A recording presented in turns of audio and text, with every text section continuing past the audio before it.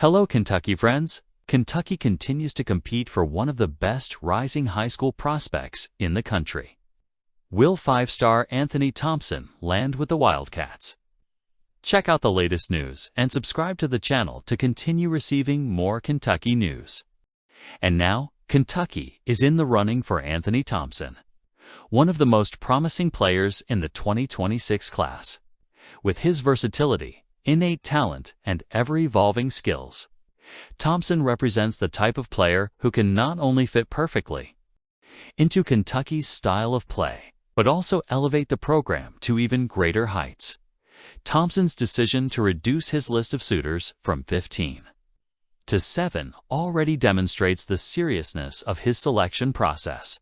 Among those selected, heavyweights such as Michigan, Indiana, Purdue, Texas, Ohio State, and North Carolina are among Kentucky's direct competitors.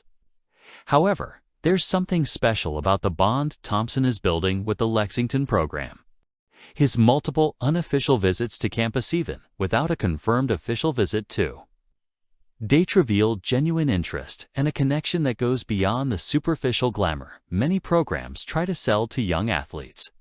For Thompson, Kentucky seems more than just an option.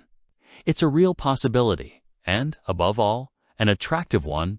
Coach Mark Pope, in his short time at the helm of the program, has demonstrated a remarkable ability to connect with elite players.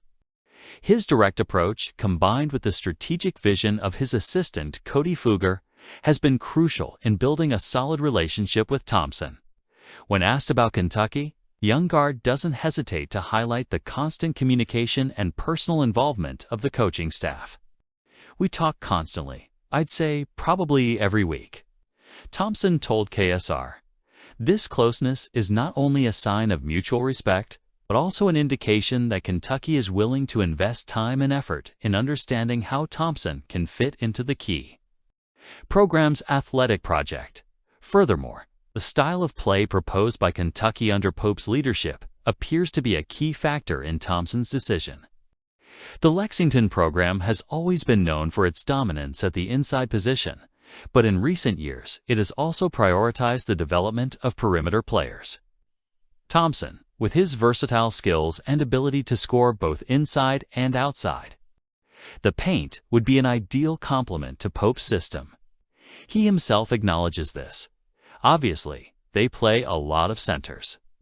That really helps their perimeter players, so they've been pitching me as a Jackson Robinson and Kobe Bree type of player, like they did last year. This clear understanding of how he can contribute to the team demonstrates that Thompson is not only interested in wearing blue and white, but also in growing as a player and maximizing his potential. Thompson's recent performances on the Adidas 3 SSB circuit further reinforce why he is so coveted. During the Adidas 3 SSB Championship, he was one of the event's most impactful players, averaging impressive 26.8 points, 5.8 rebounds, 1.5 steals, and 1.3 assists per game. He also surpassed the 30-point mark in 4 of his 6 games, a feat that would catch the eye of any recruiter. His size, combined with his continually improving long-range shooting, makes him a well-rounded and adaptable player, capable of thriving in different systems. It's no surprise that Kentucky has emphasized this specific area of his development during the recruiting process, with Thompson's final announcement expected in October or November. Following the conclusion of his official visits, Kentucky appears to be well-positioned in this race. Constant conversations with the coaching staff, the appeal of his playing style, and the prospect of growing in a competitive environment like Lexington are all factors that weigh in the program's favor. Furthermore, Thompson's experience visiting the campus several times, albeit unofficially, suggests that he already envisions the possibility of being part of this story. He already knows how things work on the blue and white team. He come to Kentucky. Mark Pope praises Malachi Moreno. And what's next? Among the prospect's exciting fans, one name has stood out in the early stages of the preseason: Malachi Moreno, the young center from Great Crossing High School. With the 2025-26 season approaching, Pope doesn't hide his enthusiasm when talking about the rookie, highlighting him as a player who can bring moments of brilliance and learning to the legendary Wildcats program. Last Monday, during a press conference, Pope made it clear that Moreno is more than just a prospect. "Malachi Moreno is going to be fun," the coach said, with a smile that reflected his confidence in the youngster's potential. "We're going to have a lot of fun with him. He's so young and so capable." These words are not just casual praise, but a reflection of Pope's belief in Moreno's raw talent. A player who, despite his young age, already shows flashes of NBA-worthy quality. The coach, known for his ability to develop talent and create dynamic systems, seems to see Moreno as a diamond in the rough, capable of alternating moments of brilliance with the natural immaturity of a rookie. "We'll see moments where it feels like he should be in the NBA right now, and we'll see moments where we feel like I'm not sure Malachi knows exactly what he's doing.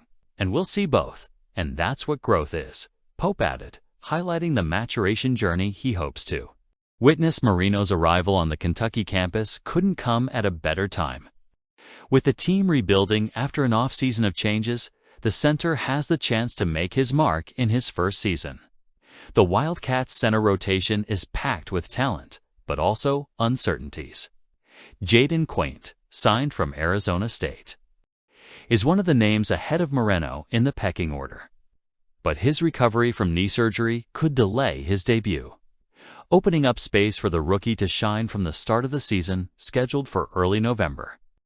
In addition to Moreno and Quaintance, the paint includes Brandon Garrison, Mo Diobate, Reese Potter, and newcomer Andriy Jejelevic, who is still adjusting to the pace of college basketball.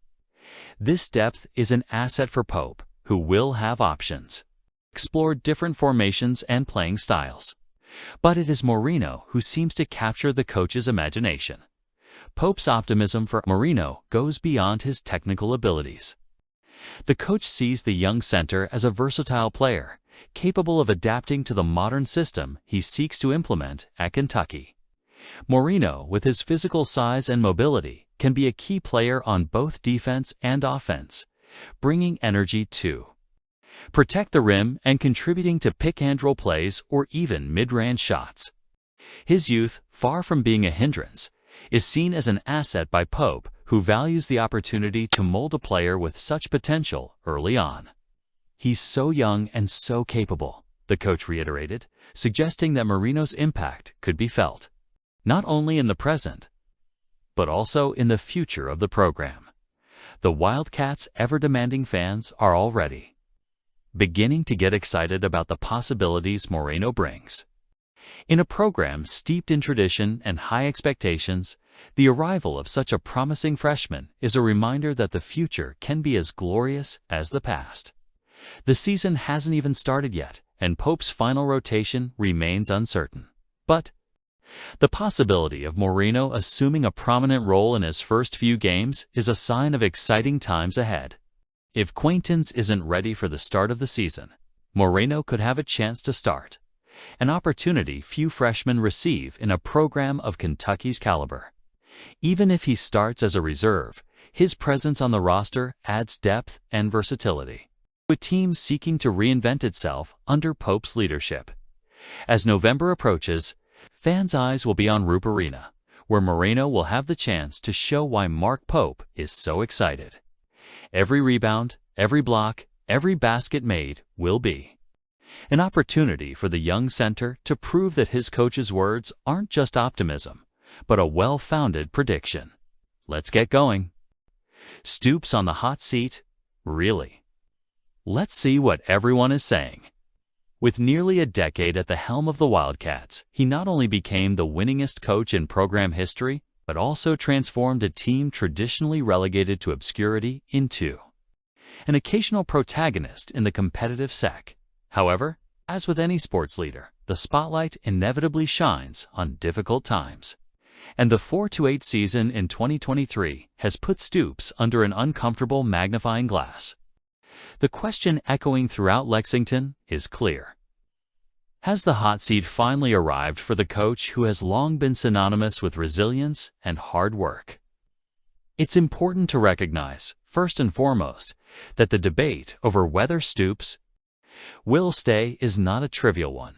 Since his arrival in 2013, Kentucky has experienced remarkable progress, including memorable campaigns and unprecedented achievements, such as the 2019 Citrus Bowl victory.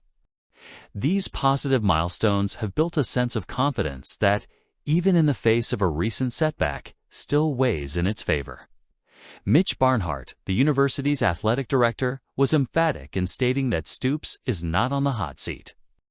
And while outside opinions may differ, the institutional stance seems clear.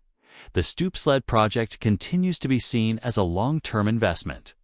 However, college football rarely allows room for complacency. The SEC, the most competitive conference in the country, does not tolerate mediocrity for long. Last season made it clear that Kentucky needs to evolve to keep up with the rapid pace imposed by league expansion and the exorbitant spending of rivals like Alabama, Georgia, and LSU. Amid this whirlwind of change, critical voices emerge, such as Seth Emerson of The Athletic, who called Stoops one of the most pressured coaches in the conference. For Emerson, the decision to retain Stoops after such a subpar performance reflects both the coach's competitive enthusiasm and administrative apathy. It's an analysis that, while harsh, touches on pertinent questions. To what extent can Stoops's good track record serve as a shield against inconsistent results? On the other hand, some argue that the situation isn't as alarming as it seems. Pat Ford of Sports Illustrated acknowledges that Stoops's hefty contract offers a certain shield, comparing it to John Calipari's famous deal with the iconic Kentucky Basketball coach is an interesting analogy. Like Calipari, Stoops has built an identity for the program that transcends immediate numbers. However, Ford raises a crucial point. Sometimes, marriages grow cold. The relationship between Stoops and Kentucky may be entering a phase of natural wear and tear, where motivation needs to be revived. This doesn't necessarily mean the end of the cycle, but it does suggest that adjustments need to be made to restore the lost luster. The debate becomes even more complex when we look at the financial perspective. Firing Stoops would entail a monumental severance package, something no university wants to face at a time of economic readjustment within the SEC. Blake Topmeyer and John Adams of USA Today point out that the 100% retention rate of the conference's coaches after last season reflects a trend toward fiscal caution. However, this doesn't guarantee that this stability will last. If next season follows the same disappointing pattern, the pressure on Stoops could become unsustainable, regardless of historical or contractual ties. Despite this, there is reason for optimism. Stoops himself has demonstrated, throughout his career, a remarkable capacity for reinvention. He has faced similar crises before and managed to emerge stronger. Furthermore, recruiting remains one of his greatest strengths. The current roster, though young, boasts promising talent that can mature quickly under his leadership.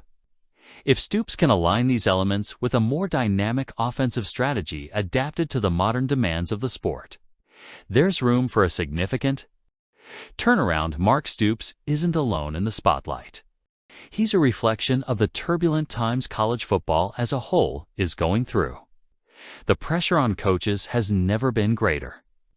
But there have also never been more opportunities for those willing to adapt and persevere. Stoops has the political capital, track record, and institutional support necessary to overcome this period of uncertainty.